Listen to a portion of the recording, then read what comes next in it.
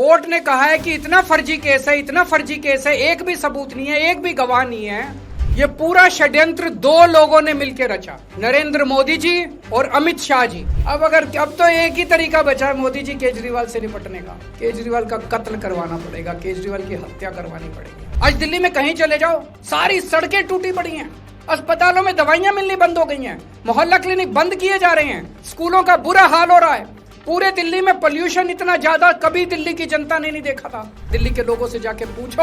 आज मैं चैलेंज करता हूं मोदी जी को, मोदी जी हिम्मत है दिल्ली में दोबारा चुनाव करा के दिखा दो, 10 से ज्यादा तुम्हारी सीट आ जाए, मैं राजनीति छोड़ दूं।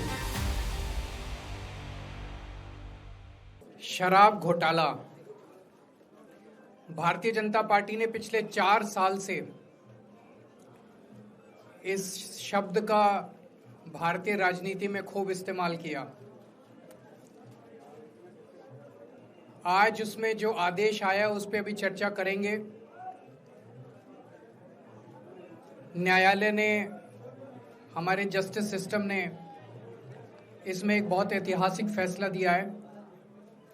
इसके लिए मैं जुडिशरी का बहुत बहुत धन्यवाद करना चाहता हूं, जज साहब का बहुत बहुत धन्यवाद करना चाहता हूं। आज के इस माहौल में जब सारी संस्थाओं को, सारे अथॉरिटीज को डराया जा रहा है, धमकाया जा रहा है, ऐसे में इतना बड़ा न्याय करने के लिए जज साहब ने वाकई बहुत हिम्मत दिखाई है। मैं उन सभी वकील भाइयों का धन्यवाद करना चाहता हूं जिन्होंने एक एक कदम हम लोगों का साथ दिया, हमारी ये लड़ाई न्यायालय में लड़ी।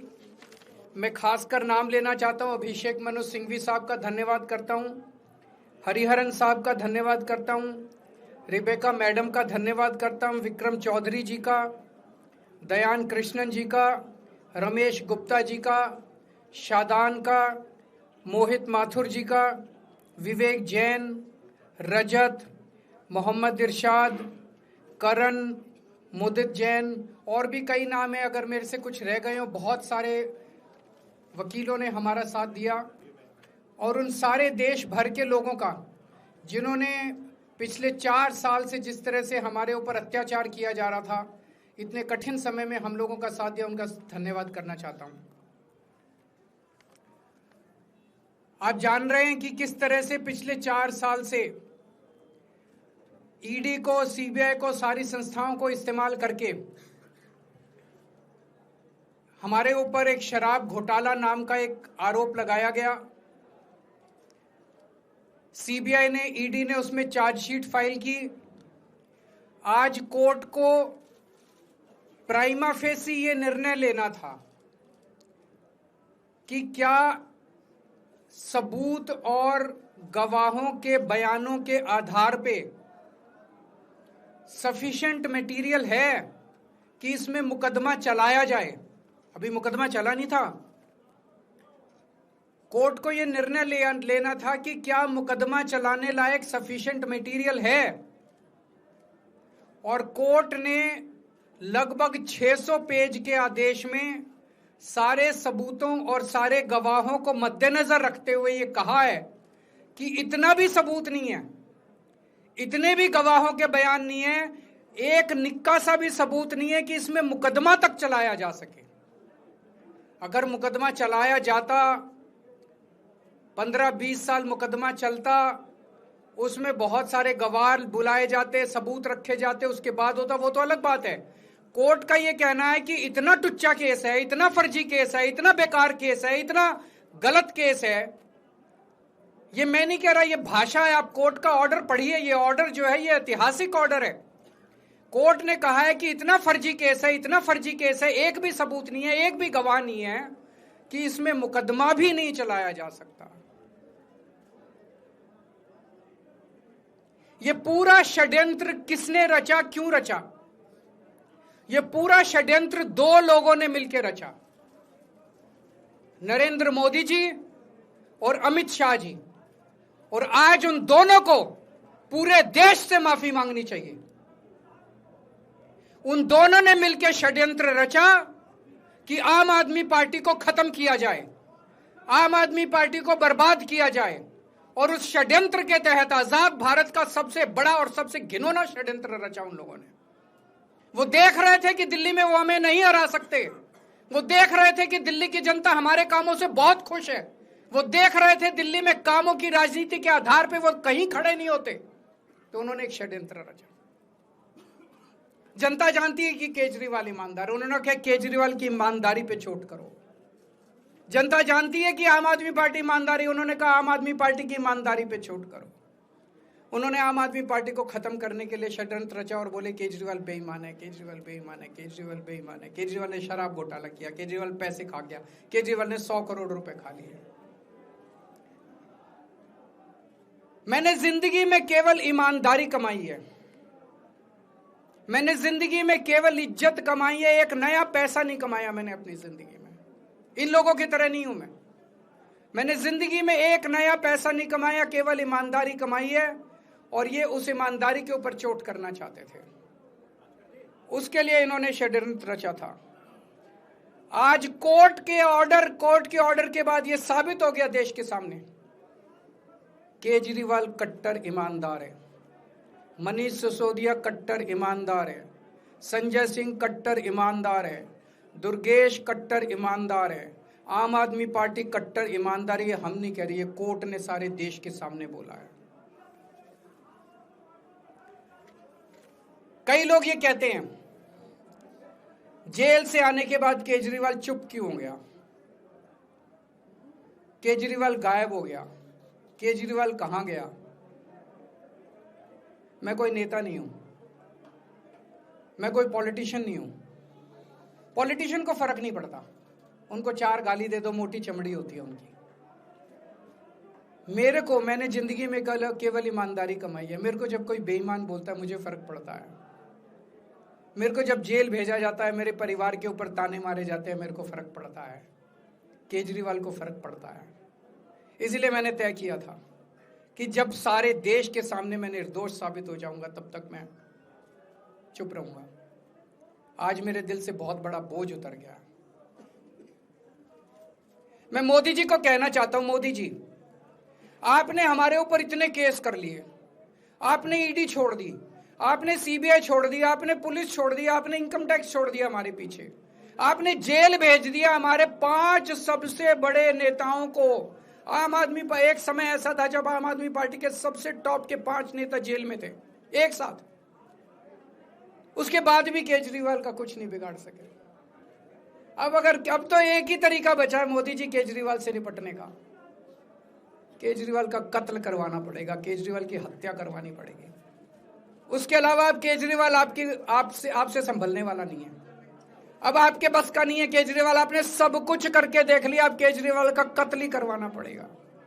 और एक तरीका है, मैं पहले भी बोल चुका, लेकिन वो मोदी जी के बस का नहीं है। मैंने 500 स्कूल बनवाए दिल्ली में, आप 5000 स्कूल बनाओ। मैंने दिल्ली की सड़कें अच्छी करी, आप पूरे देश की सड़कें ठीक कर दो, देखो केजरीवाल को कोई पूछेगा ही नहीं। केजरीवाल ने 200 मोहल्ला क्लिनिक बनाए, आप 20,000 मोहल्ला क्लिनिक बनाओ। आप तो देश के प्रधानमंत्री हो, अरे अच्छे काम करो ना। वो नहीं होता मोदी जी से, वो मोदी जी से नहीं होता। मैं उनको कहना चाहता हूं, प्रधानमंत्री जी, केवल सत्ता की जो प्रधानमंत्री मोदी जी की और अमित शाह जी की सत्ता की हवस है, ये उसका नतीजा है जो ये षड्यंत्र रचा गया। और इस षड्यंत्र का मैं बहुत छोटा हूं, हमारे परिवार ने बहुत भुगत भोगी है। मैं जेल गया, मेरी मां बीमार रहती है बहुत ज्यादा, उसको अस्पताल में एडमिट कराना पड़ा, बहुत रोई मेरी मां, बहुत रोई। इनकी पत्नी मनीष सिसोदिया जी की पत्नी, उनको मल्टीपल स्क्लेरोसिस डिजीज है, सब लोग जानते हैं। जब सुप्रीम कोर्ट में केस चल रहा था, संजीव खन्ना जी ने कहा कि बहुत गंदी बीमारी है, उनके नीचे का पूरा पोर्शन काम नहीं करता और धीरे धीरे बीमारी बढ़ती जा रही है।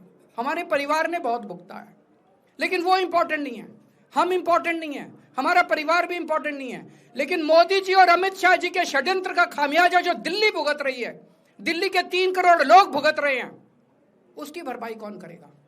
आज दिल्ली में कहीं चले जाओ, सारी सड़कें टूटी पड़ी हैं, अस्पतालों में दवाइयां मिलनी बंद हो गई हैं, मोहल्ला क्लिनिक बंद किए जा रहे हैं, स्कूलों का बुरा हाल हो रहा है, पूरे दिल्ली में पोल्यूशन इतना ज्यादा कभी दिल्ली की जनता ने नहीं देखा था। यमुना का बहुत बुरा हाल हो गया है। एक चीज बता जो तो दिल्ली में इन्होंने ठीक करी हो। पूरी दिल्ली का बेड़ा गर्क कर दिया। सबसे बड़ा खामियाजा मोदी जी और अमित शाह जी की सत्ता की हवस, उसका सबसे बड़ा खामियाजा दिल्ली के 3 करोड़ लोगों ने भुगता है। दिल्ली के लोगों से जाके पूछो। आज मैं चैलेंज करता हूं मोदी जी को, मोदी जी हिम्मत है दिल्ली में दोबारा चुनाव करा के दिखा दो। 10 से ज्यादा तुम्हारी सीट आ जाए मैं राजनीति छोड़ दूंगा। तुम्हारी 10 से ज्यादा सीट आ जाए मैं राजनीति छोड़ दूंगा। दिल्ली की जनता त्रस्त हो चुकी है तुम लोगों से।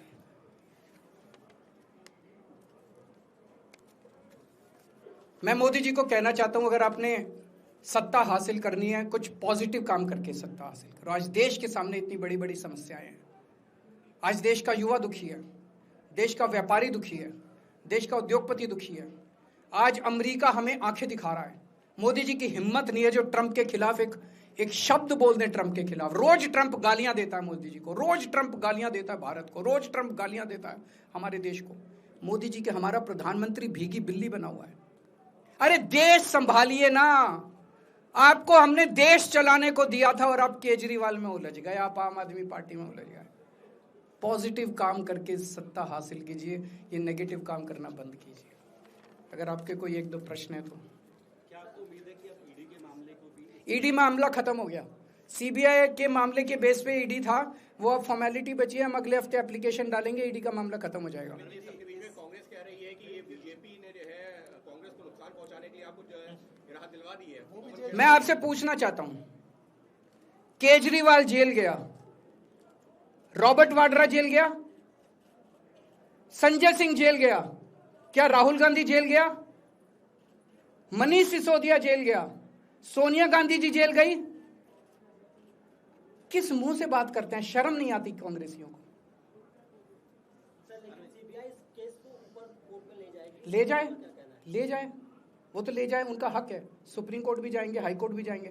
जैसे निचली कोर्ट में न्याय हुआ ऐसे ऊपरी कोर्ट में भी न्याय हुआ। जब कोई सबूत है ही नहीं, जब कोई गवाह है ही नहीं, तो ऊपर के कोर्ट में भी कहां से लाएंगे सबूत, कहां से लाएंगे गवाह? आज कोई छोटा मोटा उन्होंने डिस्चार्ज कर दिया है हमें, उन्होंने कहा कोई आरोप ही नहीं बनता। इसके अलावा जो इन्वेस्टिगेटिंग ऑफिसर सीबीआई के ऊपर उन्होंने, कोर्ट ने टिप्पणी की है कि सीबीआई अपने दोषी अधिकारियों के खिलाफ डिसिप्लिनरी एक्शन, कभी ऐसा ऑर्डर देखा है? इसका मतलब कितना फर्जी मुकदमा था कि सीबीआई के अफसरों के खिलाफ डिसिप्लिनरी एक्शन लिया जाएगा।